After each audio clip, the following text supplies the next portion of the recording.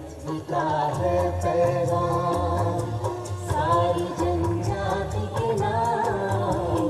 पृथ्वी का है पैगाम, सारी जनजाति के नाम। सबकी लहरा हो मुझी से है ये संसार तमाम। पृथ्वी का है पैगाम, सारी जनजाति के नाम। पृथ्वी का है पैगाम, सारी जनजाति के नाम।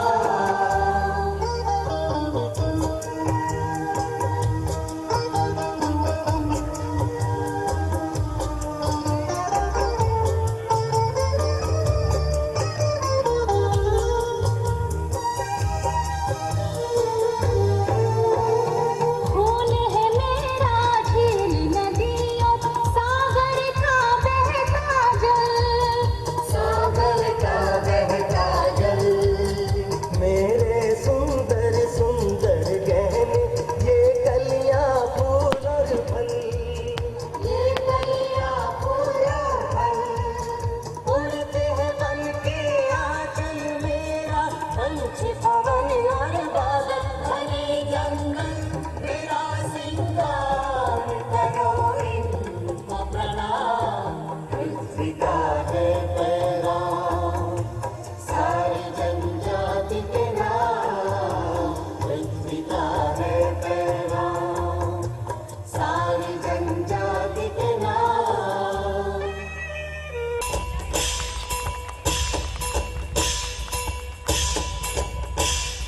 और साथ ही श्री चैतन्य चिंचलेकर जी का, जो कि वाइस प्रेसिडेंट हैं रेसलिंग वर्ड्स के, काफ़ी विनम्र है वो। कृपया मंच पर आए और कृपया छोटी सी भेंट हमारे स्वागत के रूप में स्वीकार करें। आपका बहुत बहुत स्वागत और अभिनंदन है। देवी और सज्जनों, क्या हम तालियों से स्वागत कर सकते हैं श्री सुभाष घई जी का और श्री चैतन्य चिंचलेकर जी का।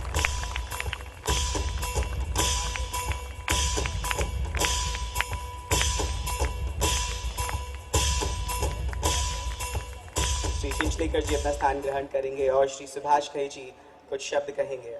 देवी और सज्जनों, श्री सुभाष घई।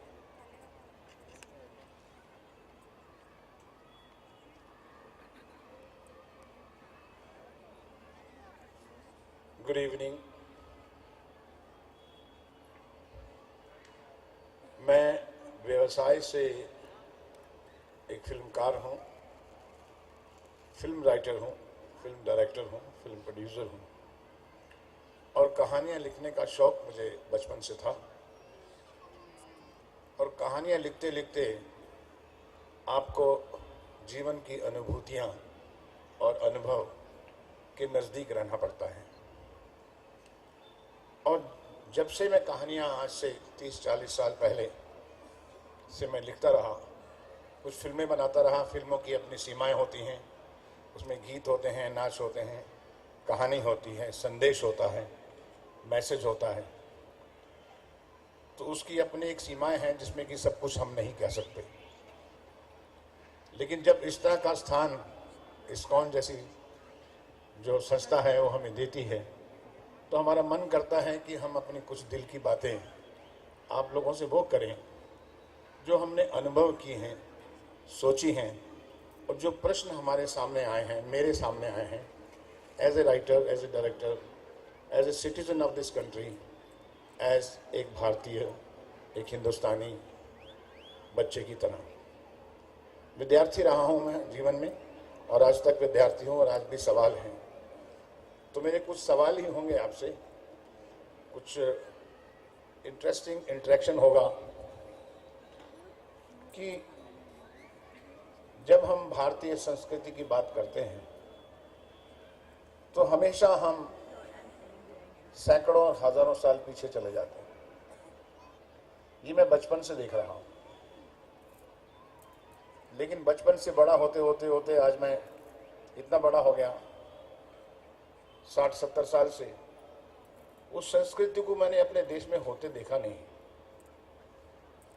सिर्फ वो कहानियों में दब के रह गया, सिर्फ वो किताबों में, रामायण में, महाभारत में, दूतवाक्यम में, संस्कृति में, संस्कृत के प्लेस में पढ़ने को अच्छा लगता था, लेकिन जब करने को बाहर निकलता है आदमी तो उसे वो कहता है कि प्रैक्टिकल लाइफ है। वो भाषण था, वो सत्संग था, ये कुछ और है। तो हम किस मुकाम से गुजर रहे हैं और गुजरे हैं, ये सुन के मुझे बहुत दुख से कहना पड़ता है कि हमारा पतन बहुत ज्यादा हुआ है। इतना पतन हुआ है सैकड़ों साल से कि हम सिवाय किताबों को, संस्कृति की किताबों को गले लगाने के सिवा हमारे पास कुछ नहीं है। 5-10% लोगों को थोड़ा सा ज्ञान है इन चीजों का, लेकिन हमारे पास है क्या? क्या मेरे घर में वो संस्कृति है? क्या मेरे बच्चे उतने शिक्षित हैं? क्या मैं उतना विद्वान हूं? क्या मेरे घर में कोई इतना विद्वान है? नहीं। जीरो हमने बनाया, म्यूजिक हमने बनाया, जहाज हमने बनाया, ये हमने बनाया, हजारों साल पहले बनाया, सैकड़ों साल बनाया। क्या आज हम बना रहे हैं? नहीं बना रहे। क्यों नहीं बना रहे? नहीं, सब बनाएंगे। कौन बनाएगा? गवर्नमेंट बनाएगी, संस्था बनाएगी। ये सवाल है। ये अज्ञानता हमारे में है। अज्ञानता से हम भरपूर भरे पड़े हैं हम लोग। इस कंट्री में, इस देश के अंदर आर्थिक गरीबी नहीं है। आर्थिक गरीबी को, भूखमरी को आदमी सह सकता है, जी लेता है वो। लेकिन जो बुद्धिमत्ता की गरीबी है वो बहुत ज्यादा है। विवेक की गरीबी बहुत ज्यादा है। क्यों है? अगर मैं आपसे 4 सवाल पूछूंगा तो आप मान जाएंगे कि जो मैं कह रहा हूं वो सही कह रहा हूं। आप अपनी शादी के वक्त, किसी हवन या पूजा के वक्त कौन सी भाषा का इस्तेमाल करते हैं? संस्कृत। और संस्कृत को आप बड़े ध्यान से आंखों से बंद करके उसको सुनते हैं। 1-2 मंत्र भी आते हैं आपको, लेकिन क्या उस मंत्रों का मतलब मालूम है आपको? लेकिन आप मंत्र पढ़ते ही संस्कृत के, वो आपके जीवन का एक भाग्य बन चुका है कि वो सिर्फ हवन के लिए रह गया है। संस्कृत जो है भाषा, वो सिर्फ हवन के लिए है, हमारी शादियों के लिए है, हमारे जीवन के लिए नहीं है। मैं जीवन में संस्कृत नहीं बोल सकता, और अगर मेरा बच्चा स्कूल में संस्कृत पढ़ना चाहता है तो मैं उसको बोलता हूँ कि बेटा इंग्लिश पढ़ोगे ना तो इंटरनेशनल बन जाओगे। नौकरी मिलेगी, तरक्की तभी होगी जब इंग्लिश जानोगे या दूसरी भाषा सीखोगे, फ्रेंच सीखोगे, ये सीखोगे। तो फिर ये पाखंड छोड़ दीजिए ना आप। ये शादियों में संस्कृत का पाखंड छोड़िए, इंग्लिश में शादी कीजिए, हिंदी में शादी कीजिए।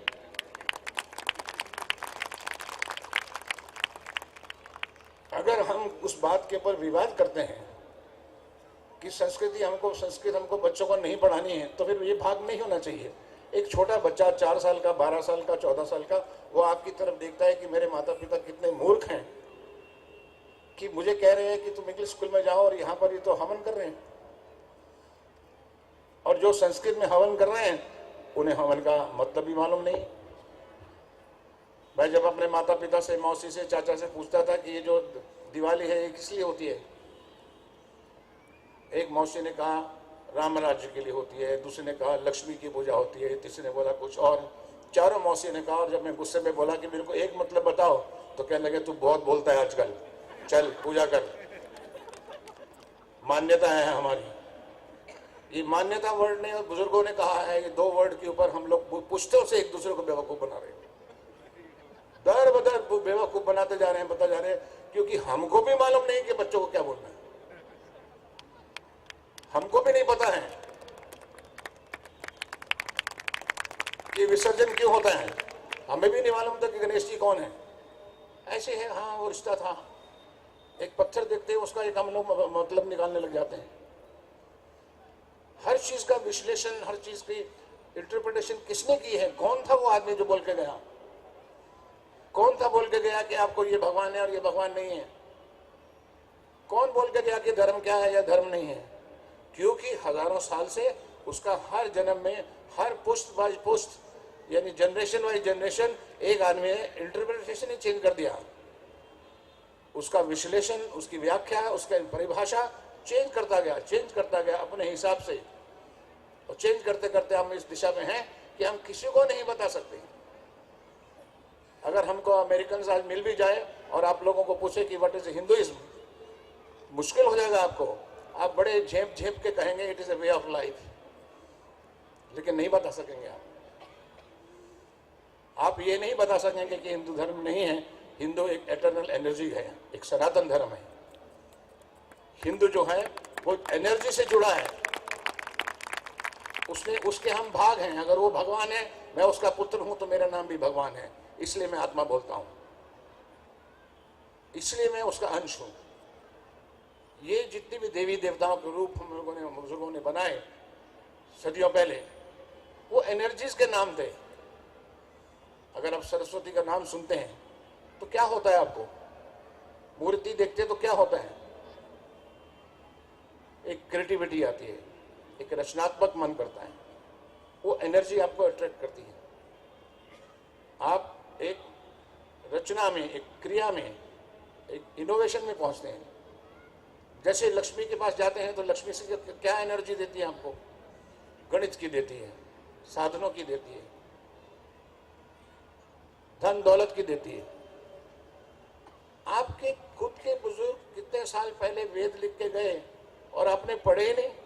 मैं सबसे पूछता हूं कि आप अगर अभिमान करते हैं अपने आप बच्चों को बताने के लिए, अगर आप में गर्व है कि हम आप बच्चों को बता सकते हैं, तो कितने लोगों ने हैं जिन्होंने वेद पुराण पढ़े हैं?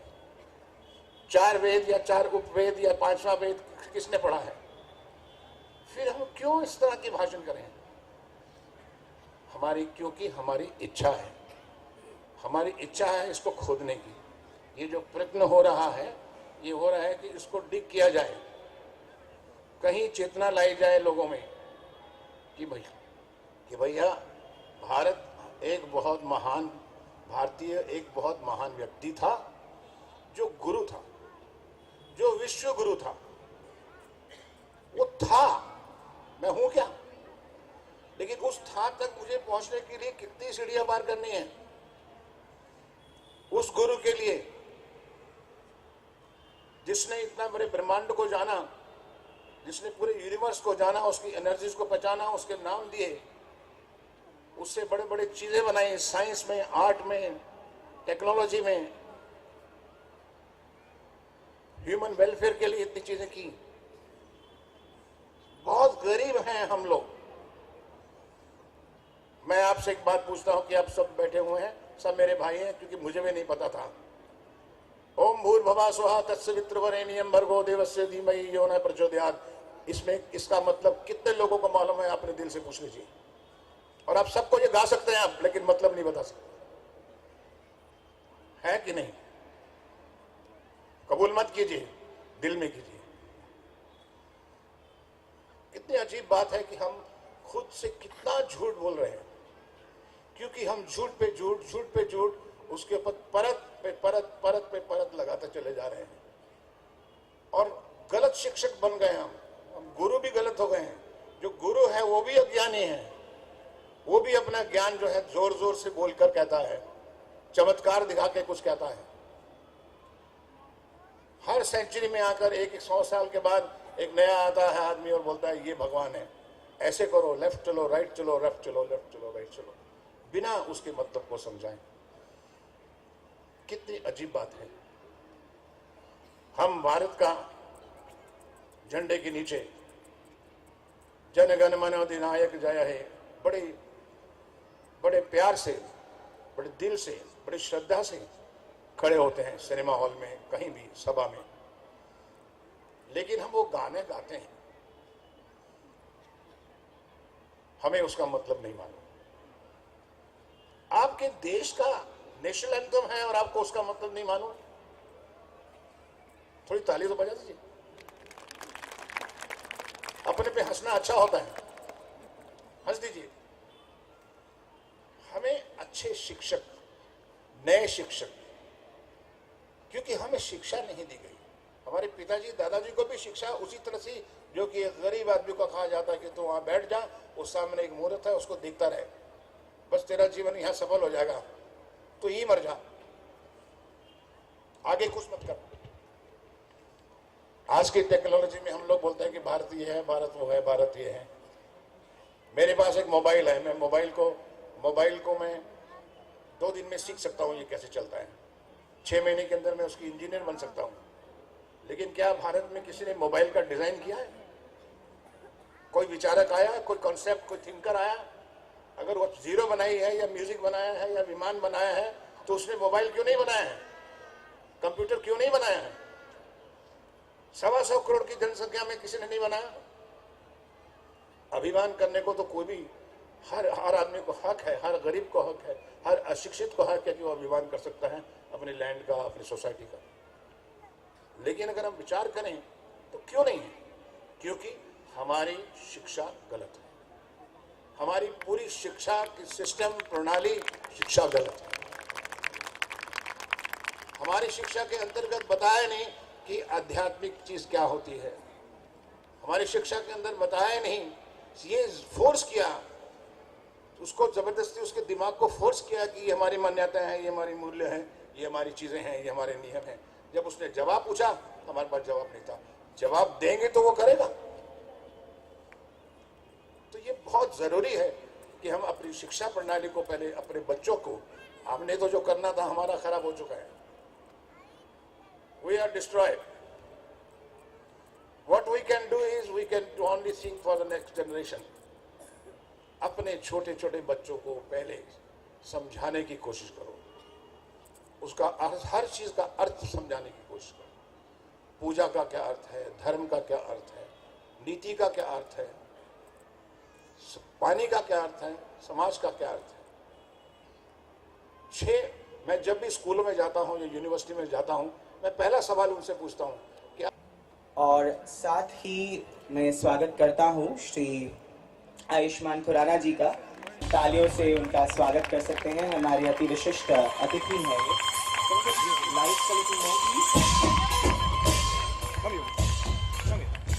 श्री आयुष्मान खुराना आ रही है आपकी, तो आपका हार्दिक अभिनंदन और स्वागत है, जिसमें शिवकर बाबूजी तलपड़े की बहुत ही सुंदर भूमिका आयुष्मान जी ने निभाई है, जिसके ट्रेलर्स भी हमारे पास अब तैयार है। तो गोविंद प्रभु जी के आने से पहले मेरे ख्याल से हम वो ट्रेलर दिखाएं तो अच्छा होगा। मैं आपको बता दूं कि राइट ब्रदर्स के एरोप्लेन बनाने से कई वर्ष पूर्व एक भारतीय, और शायद मुंबई के लोगों के लिए और भी गर्व की बात होगी कि एक मराठी व्यक्ति ने एक उड़न खटोला बना ही लिया था, और जिस पर एक बहुत ही सुंदर फिल्म आ रही है जिसका नाम है हवाई ज़ादा, और जिसमें मुख्य भूमिका निभाने वाले आयुष्मान जी हमारे साथ हैं। आपका हार्दिक अभिनंदन और अभिवादन। तो देवी आती है, परंतु अमृत भी बाहर निकलता है। इसलिए अगर भारतीय संस्कृति, जो आज का जो शीर्षिका है भारत गाथा, शासन एक कैरेक्टर भी है और दुशासन एक कॉन्सेप्ट भी है। दुर्योधनिज्म इज स्टिल एग्जिस्टिंग, उसका अस्तित्व अभी भी है। धृतराष्ट्र के बारे में समझने का प्रयास करेंगे। धृतराष्ट्र अपने जीवन में केवल शांति। Bloody Indians have been building some kind of flying machine. उसे रोको। अंग्रेजों को डर है कि आप लोग उनसे पहले ये बना डालोगे। I think he's playing a game with us.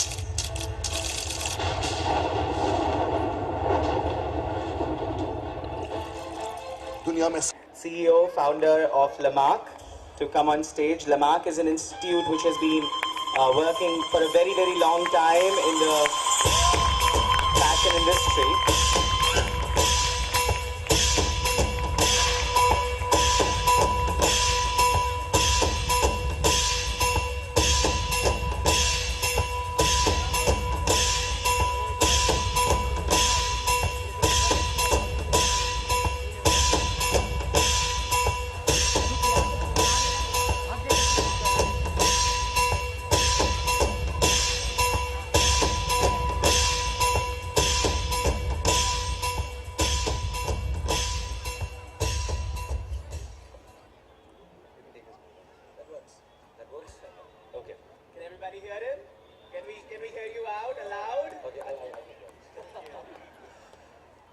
सबसे पहले आज हमें थोड़ी ऊर्जा की आवश्यकता है, थोड़ी ऊर्जा हो जाए। कम ऑन ये! तो श्रोतागण को नमस्कार, वृद्धों को, बुजुर्गों को सादर प्रणाम। हमारी भारतीय संस्कृति सदा रहे भाग्यवान, और इस बंदे का नाम है आयुष्मान।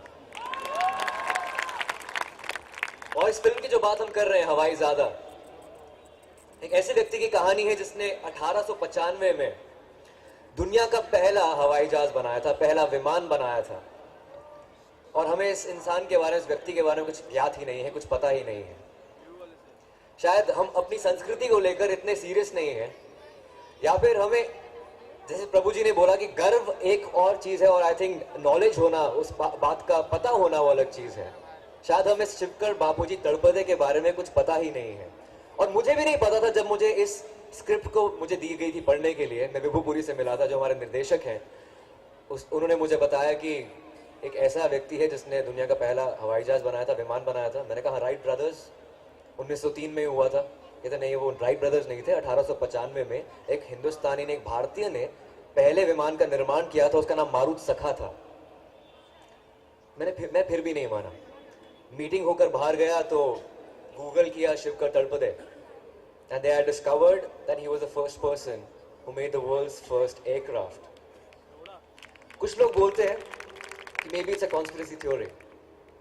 शायद वो पेटेंट नहीं कर पाया। We were under British Raj that time. India was a colony in 1895. 1857 के रिवोल्ट के बाद I think we were totally subservient to Britishers, कि हम अब ब्रिटिश राज के अंदर हैं, हम कुछ नहीं कर सकते हैं। उस सदी में अगर किसी व्यक्ति का ये सपना हो कि मैं ऐसा यंत्र बनाऊंगा जिस पर बैठकर इंसान इधर से उधर उड़ेगा, तो बहुत ही हास्यास्पद लगता है ये। लोगों को हंसी आएगी उस इंसान पर, लेकिन शिवकर बापूजी तड़पदे ने करके दिखाया। 1895 में चौपाटी में 18 मिनट तक ये विमान उड़ा था। लोकमान्य तिलक वहां पर मौजूद थे। 500 से 1000 व्यक्ति वहां पर मौजूद थे। I'm talking about that era when there was no social networking, there was no social media. यहाँ पर अगर कुछ पत्थर भी गिरता है तो आप ट्विटर पर ट्वीट कर देते हैं, फेसबुक पर पोस्ट कर देते हैं, तो लाखों लोगों के पास आप पहुंच जाते हैं। तब रिपोर्टर्स कुछ नहीं होती थी, and press was controlled by Britishers. इस वजह से शायद शिवकर बापूजी तड़पदे के बारे में किसी को पता ही नहीं है। But I think it's high time now. My director and my scriptwriter, Saurabh Bhave, they met the distant relatives of Shivkar Talpade. They stay in Dukkarwadi in South Bombay. And they were waiting for this validation for the past 130 years. 130 years. 130 सालों से वो शायद acknowledgement की wait कर रहे थे कि हमें पहचानेगा कोई। वो छोटी सी कम्युनिटी है वहां पर, पठारे प्रभु कम्युनिटी जो है, और 130 साल से वो वेट कर रहे थे। उनको, उन मुट्ठी भर लोगों को पता था कि यार हमारे फैमिली में से किसी ने विमान उड़ाया था दुनिया में पहले। और हम उस देश की बात कर रहे हैं जहां पर आयरॉनिकली विडंबना ये है कि 99% भारतीय एयर टिकट अफोर्ड नहीं कर पाते, और ऐसे देश में दुनिया का पहला विमान बनाया गया था। तो ये फिल्म जो है 30 जनवरी को रिलीज हो रही है, और आप सब लोगों का शुक्रिया, इस्कॉन का शुक्रिया, प्रभु जी का शुक्रिया कि आपने मुझे अपॉर्चुनिटी दी है, मौका दिया है आपसे वार्तालाप करने की और ये फिल्म के बारे में बताने की। फिल्म तो एक जरिया है शिवकर तड़पदे के बारे में बताने के लिए। आई थिंक हमारा वो मकसद कामयाब हो जाता है अगर हम इसको एक अनसंग हीरो, एक हीरो बना सकते हैं। तो it's an untold story of an unsung hero, Hawaizaada. That's about it, thank you so much. इसके अलावा ये कहना चाहूंगा कि आप भगवत गीता की बात कर रहे थे, मैं एक पॉकेट गीता रखता हूं अपने पास। जब भी जीवन में कुछ संकट आता है तो मैं बस कोई भी पेज उठाकर पढ़ लेता हूं, तो आई थिंक ये कंट्रोल आपके मन में आ जाता है। You can just feel that world is under your control. If there is no teacher in life, I think Bhagavad Gita can be the perfect teacher. आप किसी भी दुविधा में हो, उसके अंदर सब, उसमें सवाल नहीं, उसमें सारे आंसर्स हैं आपके लिए। आपके मन में कोई भी सवाल है, ऑटोमेटिकली वो आंसर आपके सामने आ जाता है। I think it just makes you more patient as a person, और हमारी इंडस्ट्री तो खेल ही सारा पेशेंस का है। एनीवे, एक हमारा हमारे फिल्म के अंदर साइंटिफिक रेफरेंसेस के अलावा वैदिक रेफरेंसेस हैं, माइथोलॉजिकल रेफरेंसेस हैं। हमने हनुमान चालीसा की बात की है और एक श्लोक बोला है कि कार्यम कुर्वेण अन्य द्रक्षायम करोति भिन्न। अगर हम किसी भी चीज को उल्टा करके देखें कुछ अलग बन सकता है उससे। क्यों ना हम अपने इतिहास को उल्टा करके देखें जो शायद अंग्रेजों की दृष्टिकोण से लिखा गया है। क्यों ना हम उसको उल्टा करके देखें कि शायद वो हमें अपना दृष्टिकोण उसमें नजर आए। शायद हमें उस विमान के पीछे पुष्पक विमान नजर आए कि जो इतने ग्रंथों में लिखा, जिनका वर्णन किया गया है, उसके बारे में लिखा गया है। तो ये है हवाईजादा और ये है शिवकर बाबूजी तड़पदे, हमारी संस्कृति का एक हिस्सा जो शायद वो चिल्ला चिल्ला कर बोल रहा था कि मुझे भी एक्नॉलेजमेंट चाहिए। I need that validation. We live in a country where we do not recognize our sports persons, we do not recognize our heroes, and it's high time we recognize Shivkar Babuji Talpade. Dhanyavad. Thank you.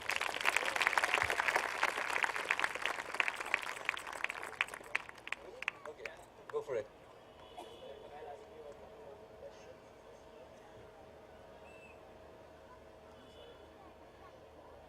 Hello. Yes. Thank you, Ayushmann. It was wonderful. And I just have a quick couple of questions, well, so that enlighten our audience a little further. So, what is the message of the film, really? What do you think? What can we learn from the film as a youth, as a nation? I think I've already answered that we need to learn a lot about our history, about our culture, about this person who made the world's first aircraft. And through this film, I think the message is stark clear that he's the one who made the world's first aircraft. A lot of people may say it's a conspiracy theory. Even if it's a conspiracy theory, I think it's a reason enough, it's a fodder enough for a filmmaker to make a beautiful film on him. Great. And how historically faithful you think it is? Of course, we've created a beautiful world around Shivkar Babuji Talpade. There's hardly any reference on Google, online, or in history. There's one sketch of Shivkar Babuji Talpade. I think it's a middle-aged sketch of Shivkar Talpade. We have taken that creative license of making it more cinematic because we have to reach to the larger segment of audiences. And till the time the reach is less, I think it's not a documentary. It's a commercial cinema. So we had to take those liberties. And we welcome that, of course. But the trailers look really, really promising. So congratulations on that. Thank you so much. Any last message for our youth from the films? What do you think the Hindi film industry can do for our youth? Of course, in fact, film industry, we mirror the society completely, and I'm glad that the industry, the audience have become so progressive that every kind of cinema is working these days. एक line है हमारी film के अंदर कि क्या आप जानते हैं कि परी कहानियां सच क्यों नहीं होती हैं? क्योंकि बड़े होने की जल्दी में हमने बच्चों की तरह सोचना ही छोड़ दिया है. I think we should have that childlike quality in us. जब तक हमारे अंदर का बच्चा जिंदा है तब तक हम क्रिएटिव रहेंगे, तब तक हम खुश रहेंगे. And specially in our field it's very important to be childlike. तो अपनी कुर्सियों की पेटियां बांध लीजिए, हवाई यात्रा के लिए तैयार हो जाइए. 30 जनवरी 2015 को हवाईजादा आपके सामने आएगा. शुक्रिया. Thank you very much, Ayushmann. Ladies and gentlemen, Ayushmann Khurrana, Hawaizaada. तो आप सभी का बहुत बहुत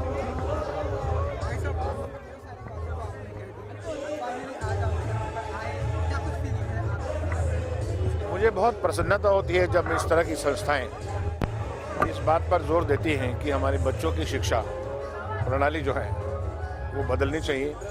और अगर हमें भारतीय संस्कृति से जुड़ना है तो हमको सीरियसली इस पर काम करना होगा, क्योंकि हम लोग बहुत दूर जा चुके हैं 200 साल से, 300 साल से, और ख़ासकर अभी 50 साल से, 60 साल से. तो इसकी जो असली जड़ है वो शिक्षा ही है. हमें बहुत अच्छे शिक्षकों की ज़रूरत है जो हमारी संस्कृति को सही तरह से समझें, हमारे वैदिक साइंस को समझें और बच्चों को क्लासरूम में, घर में, हर जगह एक अच्छी शिक्षा दे और सही अर्थ समझा के, उसका मतलब समझा के उसको बड़ा करें. जैसा कि आपने कहा कि हमें इस पर काम करना होगा, तो इस तरह की फिल्में भी हम देखेंगे आपको करते हुए सर? जब समाज में बदलाव आता है तो फिल्मों में भी बदलाव आ जाएगा. 2015 के क्या कुछ प्रोजेक्ट होंगे, आपको कुछ अगर बताना चाहें? कोशिश कर रहा हूँ, लिख रहा हूँ, बनाता रहा हूँ. Thank you guys. नहीं लग रहा भाई, यहाँ पे लोग इतना चिल्ला रहे थे ट्रेलर को, और ट्रेलर लॉन्च के दिन से तो मैं देखते आ रहा हूँ, काफ़ी अप्रिशिएट कर रहे हैं. तो क्या कहना चाहेंगे? बहुत प्रॉमिसिंग लग रही है और एक अलग तरह का सिनेमा लग रहा है. पहले हवाईजादा के बारे में बताइए. जी, हवाईजादा एक ऐसे इंसान की कहानी जिस दुनिया का पहला हवाई जहाज़ बनाया था, हिंदुस्तानी था, आपकी तरह मेरी तरह। और ये परफेक्ट प्लेटफॉर्म है यहाँ पर बात करने का, क्योंकि यहाँ पर माइथोलॉजी की बात होती है, यहाँ पर इस्कॉन के लोग हैं एंड उनका एक बिलीफ है, फर्म बिलीफ है कि शायद हिंदुस्तानी ने ही पहला हवाई जहाज़ बनाया होगा, क्योंकि हमारे ग्रंथों में काफ़ी पुष्पक विमान का वर्णन है, माइथोलॉजिकल रेफरेंसेस हमारे फिल्म के अंदर यूज़ किए गए हैं। तो I think this was the perfect platform to talk about my film. जी, साथ ही साथ में जो गाने हैं, गाने बहुत बेहतरीन लग रहे हैं। आपने भी गाया हुआ है, तो क्या कहेंगे गाने के बारे में? किस किस तरह के गाने होने वाले, कौन सा गाना आपने गाया है? मैंने दिल नादा गाया है, मिर्ज़ा गालिब की गज़ल जो है उसे एक कमर्शियल रेंडिशन दिया है। इनफैक्ट उसके अलावा एक और रेंडिशन है जो गज़ल रेंडिशन है, वो मैंने क्लासिकल सिंगर है, बहुत ही अमेजिंग सिंगर है, अग्नि बैंड के मोहन है, उनसे गवाया है। उसके अलावा I just sang one song in the film, और म्यूज़िक रिलीज़ हमारा होने वाला है बहुत जल्दी, 1-2 दिनों में, because this film is about the world's first aircraft maker. तो यहाँ पर म्यूज़िक का खेल कम है और थीम हमारी ज़्यादा बड़ी है। और 26 जनवरी के आसपास में रिलीज़ हो रही है, तो 26 जनवरी का आपकी अगर कुछ यादें पूछूंगा, बचपन की यादें जो आपकी 26 जनवरी को लेके, तो क्या कहना चाहेंगे, क्या यादें आपकी? आई थिंक बचपन की तो वही झांकियाँ होती थी जो हम टीवी पर देखा करते थे, और देखते थे हमारे स्टेट की, हमारे राज्य की झांकी कितनी अच्छी है। पर अब आजकल तो झांकियाँ हम देख नहीं पाते, लेकिन 26 जनवरी की अब ये याद मैं यादगार रखना चाहता हूँ कि मेरी फिल्म रिलीज़ होने वाली है। आयुष भाई, साथ ही साथ में आपने काफ़ी वेट लूज़ किया हुआ है एक नई फिल्म के बारे में, उसके बारे में सब लगा कि आयशा के लिए वेट लूज़ किया था, क्योंकि उसमें मेरी बहुत मोटी लड़की से शादी हो जाती है, तो उसको वेट गेन करने के लिए था, मुझे लूज़ करने के लिए कहा था। अच्छा, एक लास्ट विश दे दीजिए 26 जनवरी। हाँ, to all the viewers, very happy Republic Day from Ayushmann Khurrana. एक लिसनर्स के लिए। अच्छा, to all the listeners, hi this is Ayushmann Khurrana, to all the listeners of my FM, a very happy Republic Day. Let's go. Thanks.